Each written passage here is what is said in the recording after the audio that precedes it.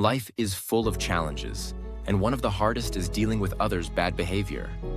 It could be a coworker's angry outburst, a stranger's rude comment, or a friend's insensitive remark. In those moments, it's easy to react with frustration or anger, but Stoic teachings offer us another path, a path of peace, compassion, and understanding. In this video, we'll discuss 6 ways to handle bad behavior. These methods help not only others, but also bring more peace into our own lives. They are rooted in wisdom that can transform the way we interact with the world and the people around us. Lesson 1. Stay calm and collected. When someone behaves badly, our first instinct is often to get upset or angry. It's natural to feel sad, angry, or stressed, but the first step in managing such behavior is staying calm. In Stoicism, remaining composed is seen as incredibly valuable. It's about maintaining inner peace, no matter what's happening externally. Staying calm allows us the space to think before reacting, rather than acting impulsively. Staying calm doesn't mean suppressing your feelings. It means recognizing them without letting them control you. Take a moment to breathe deeply and center yourself. When we remain calm, we can see situations more clearly and not let the other person's actions disturb us. Stoicism compares the mind to a clear lake. When calm, it reflects reality accurately, but when disturbed, everything becomes blurry. By staying calm, we can think more clearly and make wiser choices. For instance, if someone yells at you, by staying composed, you won't retaliate. This gives you a chance to view the situation from a different perspective. Perhaps the person is having a difficult day, or there's something deeper going on in their life. When you stay calm, you avoid taking their actions personally and instead see them as a reflection of their internal struggles, not your own feelings. Meditation is an excellent way to develop calmness in daily life. Spending a few minutes focusing on your breath each day helps you stay grounded when challenges arise. When things get tough, focus on your breath to anchor yourself. It helps you think more clearly and respond thoughtfully. Maintaining your calm not only helps you manage others' bad behavior, but also preserves your own inner peace. You might not be able to control others, but you can control how you respond. As the saying goes, you cannot calm the storm, but you can calm yourself. Lesson 2. Set clear boundaries. Managing bad behavior doesn't mean allowing others to harm you. Another important Stoic teaching is the need for setting clear boundaries. Setting limits is not about being cold or detached. It's about caring for your well-being while remaining kind and compassionate. Letting someone know what behavior is unacceptable is vital. Setting boundaries means being clear about what you will and won't tolerate. It's not about retaliation, but about protecting your mental and emotional health. When people cross those boundaries, it's up to you to assert them and, if necessary, reinforce them. For example, if a friend often speaks to you disrespectfully, you could say, "I value our friendship, but I need us to speak respectfully. If that doesn't happen, I'll have to end the conversation." This isn't about starting a conflict. It's an honest expression of your needs. Stoicism emphasizes that everyone has the right to maintain their inner peace. By setting boundaries, you not only protect yourself, but also offer others the chance to reflect on their behavior. Clear boundaries can improve relationships by fostering mutual respect. While it may feel uncomfortable at first, especially if you tend to avoid conflict, over time it becomes easier, and you'll see how it benefits both your life and relationships. Setting limits is not about controlling others, but taking charge of your well-being and ensuring your interactions remain healthy and respectful. Clear boundaries allow you to maintain your inner peace while interacting with others in a positive and respectful way. Lesson 3. Listen actively. One of the most effective ways to manage bad behavior is by practicing active listening. People often act out when they feel ignored or misunderstood. Active listening shows empathy and understanding, which can diffuse tense situations.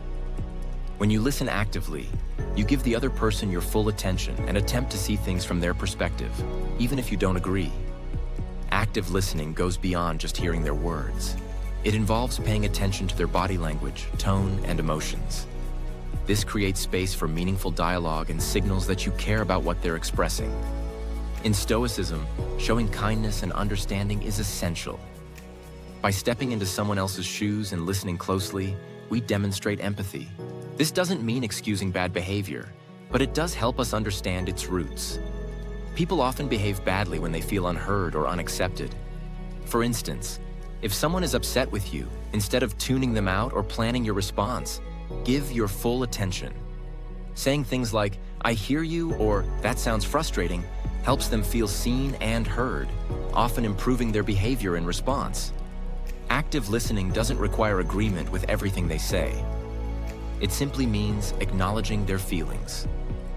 When people feel understood, they are more likely to approach disagreements calmly. This approach often helps resolve conflicts and can reveal underlying issues such as stress, anxiety, or frustration, allowing you to respond with greater wisdom. Lesson 4. Communicate assertively. After staying calm, setting boundaries, and listening actively, the next step is to communicate assertively. Assertiveness means expressing your thoughts, feelings, and needs clearly and respectfully, without being overly passive or aggressive. Stoic teachings highlight the importance of communication as a means of doing good, aligning well with assertiveness. Assertive communication allows you to express your limits and feelings without causing unnecessary conflict. For example, if someone is being rude, you might say, "I find that comment disrespectful. We should be kind when we speak to each other."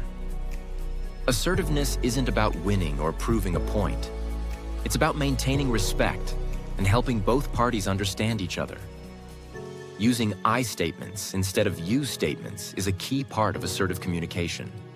Rather than saying, "You're always rude," say, "I feel upset when you speak to me that way." This approach reduces blame and focuses on your feelings, which can make the conversation less confrontational. Lesson 5. Choose your battles wisely. Not every instance of bad behavior requires a response. One of the most important lessons from Stoicism is the ability to let go. Sometimes, it's wiser to choose your battles carefully rather than react to every offense.